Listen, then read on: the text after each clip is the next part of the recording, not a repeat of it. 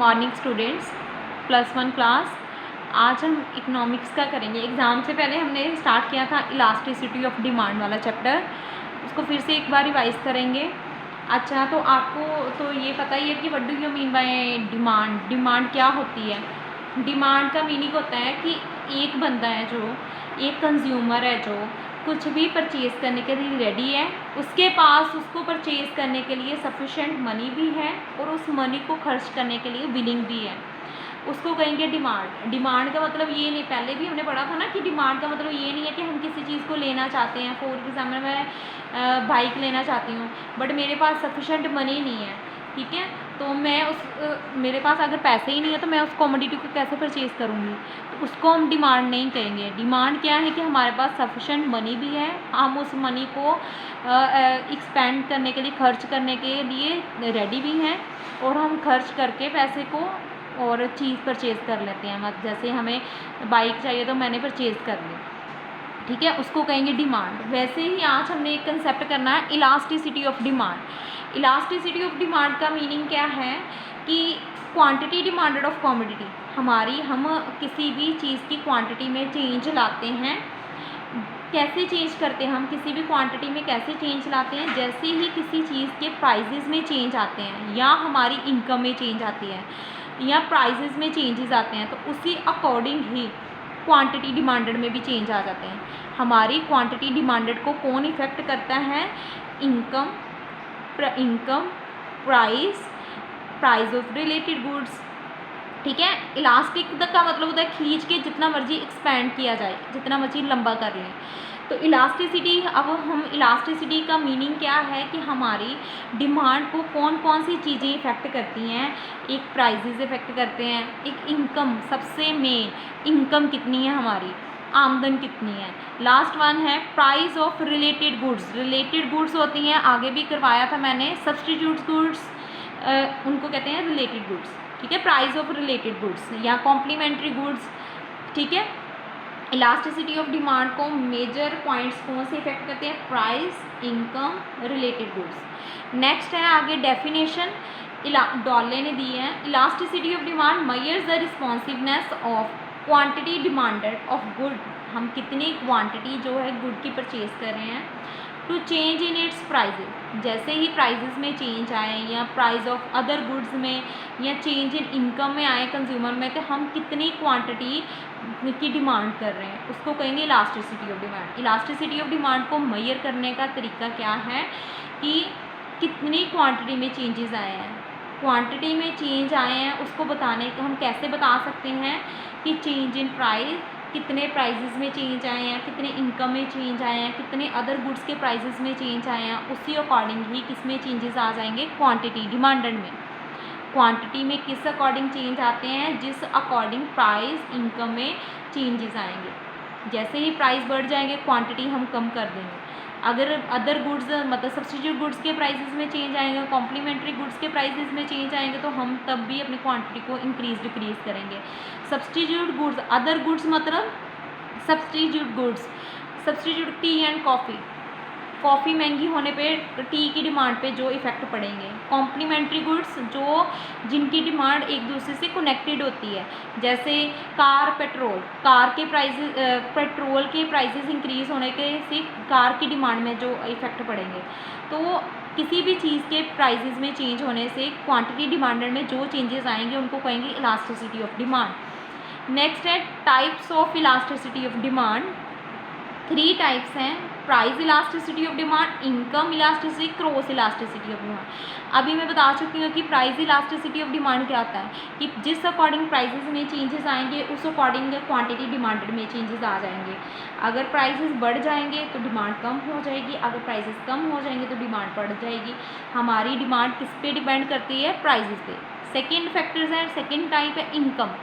Income भी एक factor है जो हमारी डिमांड को इफेक्ट करता है। अगर इनकम बढ़ेगी तो डिमांड बढ़ जाएगी, इनकम कम होगी तो डिमांड भी कम हो जाएगी। जिस अकॉर्डिंग चेंज आएंगे इनकम में उसी अकॉर्डिंग इलास्टिसिटी ऑफ डिमांड में चेंजेस आएंगे। क्रॉस इलास्टिसिटी ऑफ डिमांड होता है, फॉर एग्ज़ाम्पल जैसे टी और कॉफ़ी हैं, अगर टी के प्राइसेस के बढ़ने के कारण कॉफ़ी की डिमांड में जो चेंजेस आते हैं उसको कहते हैं क्रॉस इलास्टिसिटी ऑफ डिमांड। एक प्रोडक्ट के प्राइसेस में चेंज आने से दूसरी कमोडिटी की डिमांड में जो चेंजेस आते हैं उसको कहते हैं cross elasticity of demand. Cross मतलब दो चीज़ें हैं, जैसे टी, सेकंड है coffee.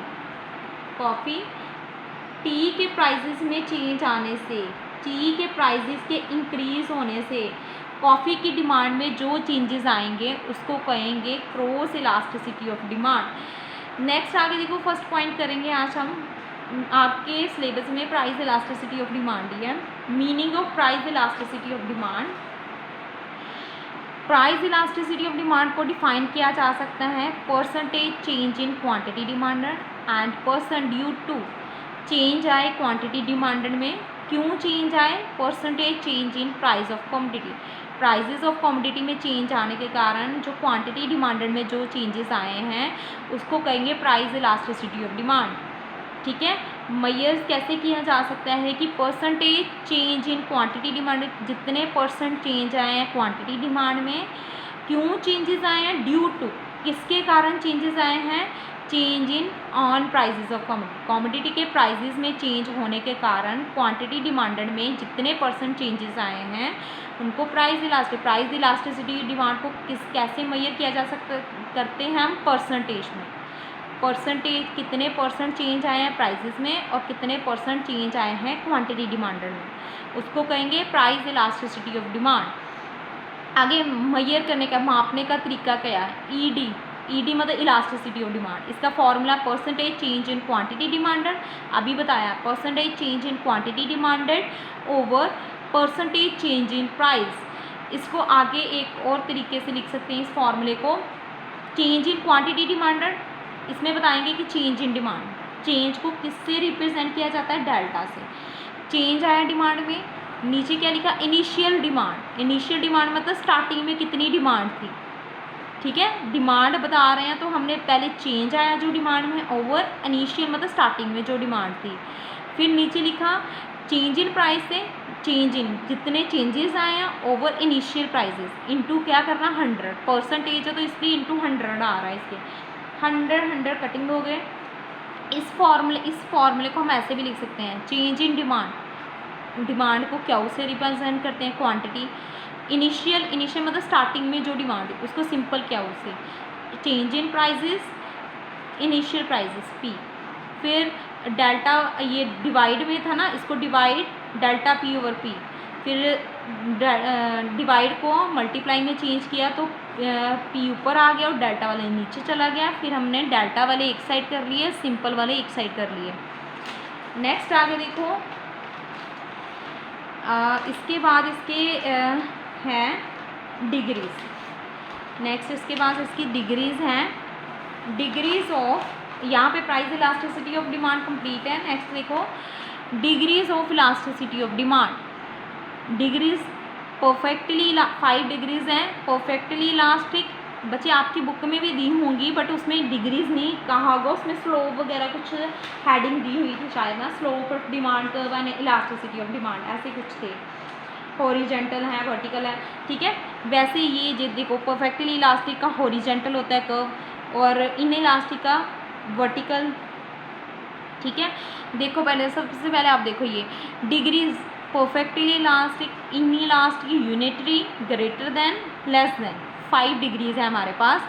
Perfectly elasticity of demand, इसमें क्या है कि प्राइजेज में, करंट प्राइजेज में थोड़े से भी चेंजेस आ रहे हैं, 2 से 4 अगर प्राइस है तो डिमांड क्या हो जाएगी? कांस्टेंट। डिमांड में कोई चेंज नहीं आएगा, इन्फिनिटी तक पहुंच जाएगी, ठीक है। क्वांटिटी डिमांड 4 है प्राइजेज, तो डिमांड 10, 20, 30 वो अपनी मर्जी है कंज्यूमर की कि उसने परचेज़ करना है कि नहीं। इसमें नेसेसरी गुड्स नहीं आती इलास्टिसिटी में।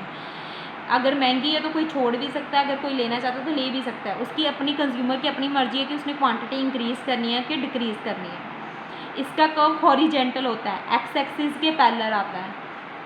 इन इलास्टिक में नेसेसरी गुड्स आती हैं, नेसेसरी गुड्स के जितने मर्जी प्राइजेज इंक्रीज, जैसे सॉल्ट, मैच बॉक्स, माचिस है, नमक है, इनके प्राइजेज जितने मर्जी इंक्रीज हों, हर एक कंज्यूमर को इसको बाय करना ही पड़ेगा, इसकी डिमांड कांस्टेंट ही रहेगी। प्राइस चाहे जितने मर्जी इंक्रीज़ करें, डिमांड में कोई चेंजेस नहीं आएगा। इसमें प्राइजेज़ में कोई चेंज नहीं है, क्वांटिटी भी इंक्रीज़ कर रहे हैं डिक्रीज़ वो अपने पे डिपेंड है। इन इलास्टिक में चाहे प्राइस जितने मर्जी इंक्रीज़ करें, उनको चीज़ परचेज़ करनी पड़नी है, क्योंकि नेसेसरी गुड्स हैं, वो लिए बिना गुजारा नहीं है। इसलिए इसका कर्व ऐसे है, 2 से 4, 6, 8, 9 जितने मर्जी प्राइसेस हो जाएं, डिमांड कांस्टेंट रहेगी। इन इलास्टिक में नेसेसरी गुड्स आती हैं। नेक्स्ट आगे देखो, is one in which change in price cause no change in quantity demanded. Inelastic में प्राइसेस में चाहे चेंजेस आएँ पर क्वांटिटी में कोई चेंजेस नहीं आएंगे। नेक्स्ट है unitary elasticity of demand. Unitary मतलब सेम। ये वो सिचुएशन है when change in quantity demanded in response to change in prices of commodity is such that total expenditure on commodity remain constant. और एक्सपेंडिचर खर्चा हमारा क्या रहना, सेम। चाहे प्राइस इंक्रीज़ करें डिक्रीज़ करें, जितने प्राइजेस डिक्रीज़ करेंगे उतनी डिमांड इंक्रीज़ करेगी। अगर प्राइजेस 10% इंक्रीज़ होंगे, प्राइस 10% डिक्रीज़ होंगे तो डिमांड 10% ही इंक्रीज़ होनी है, ठीक है। क्योंकि हमने स्टार्टिंग में ही कहा था प्राइसेस कम होंगे डिमांड बढ़ेगी, तो प्राइसेस जितने परसेंट कम होंगे डिमांड उतने परसेंट इंक्रीज़ होगी। और इसकी जो फिगर बनानी है, डायग्राम बनानी है, जितने हम चेंजेस इसमें, जितना गैप प्राइसेस में शो करना है उतना ही क्वांटिटी में शो करना है। ये जो गैप है ना वो सेम आना चाहिए। मेरा शायद थोड़ा सा ज़्यादा आ रहा है डिमांड में, बट वो सेम आना चाहिए, ठीक है। कि जितने परसेंट चेंजेस प्राइसेस में आ रहे हैं उतने ही क्वांटिटी में चेंजेस आ रहे हैं। ओपी थे पहले, प्राइस कम हो गए, OP 1 हुए। अगर प्राइसेस 10% कम हुए हैं तो क्वांटिटी भी 10% इंक्रीज़ करनी है, ठीक है। ग्रेटर देन यूनिटरी, ग्रेटर मतलब unitary elasticity of demand, elasticity of demand. Greater मतलब ज़्यादा, डिमांड का बढ़ना। Total expenditure on commodity increase, expenditure बढ़ जाते हैं जब prices greater than unitary elasticity of demand, demand का बढ़ जाना। कि डिमांड तो तभी बढ़ेगी जब प्राइस डिक्रीज़ करेंगे। When price decrease total expenditure decrease, when prices increase. 2 minute रुकना। इसमें ग्रेटर दैन में क्या होगा कि जब प्राइजेस डिक्रीज़ करेंगी तो हमारी क्या हो जाएगी, हाँ, ग्रेटर दैन में क्या है, चेंज इन प्राइजेस आए, total expenditure on commodity increase, sorry यहाँ इंक्रीज आना था, इंक्रीज। अगर प्राइजेस क्या हो जाएंगे, डिक्रीज, टोटल एक्सपेंडिचर बढ़ा देंगे। प्राइजेस कम है, क्वांटिटी ज़्यादा परचेज करेंगे। और जब व्हेन प्राइजेस इंक्रीज, क्वांटिटी कम कर देंगे। अब देखो इसमें क्या शो करना है कि इसमें बताना है कि प्राइजेस थोड़े से डिक्रीज़ करें। प्राइजेस 10% डिक्रीज़ किए, क्वांटिटी 50% बढ़ गई।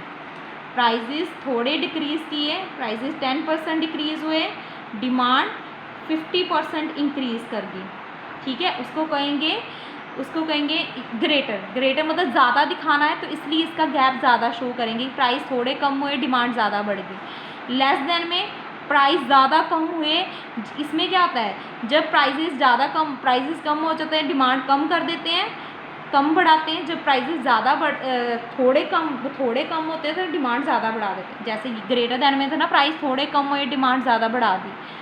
और लेस देन में प्राइस ज़्यादा कम हुए, प्राइस ज़्यादा फॉल हुए, बट डिमांड क्या है, कम ही रखी हमने, कम डिमांड नहीं उतनी बढ़ी। इसमें प्राइसेस 100% कम हुए, 90% कम हुए, क्वांटिटी 50% ही इंक्रीज़ की, क्वांटिटी 50%। लेस देन में बताना है कि प्राइसेस ज़्यादा कम हो रही है, डिमांड कम इंक्रीज़ हो रही है। ग्रेटर देन में कि प्राइसेस थोड़े से कम हुए, लोगों ने डिमांड बहुत ज़्यादा बढ़ा दी। और ग्रेटर देन में, लेस देन में क्या था, उनको लग रहा था कि घटिया चीज़ है, प्राइसेस कम हुए थे इसलिए उन्होंने ज़्यादा डिमांड नहीं की, ठीक है। एक बार देख लेना इसको अच्छी तरह से, वीडियो को सुन लेना। आगे नेक्स्ट में इसके फैक्टर्स करेंगे नेक्स्ट क्लास में।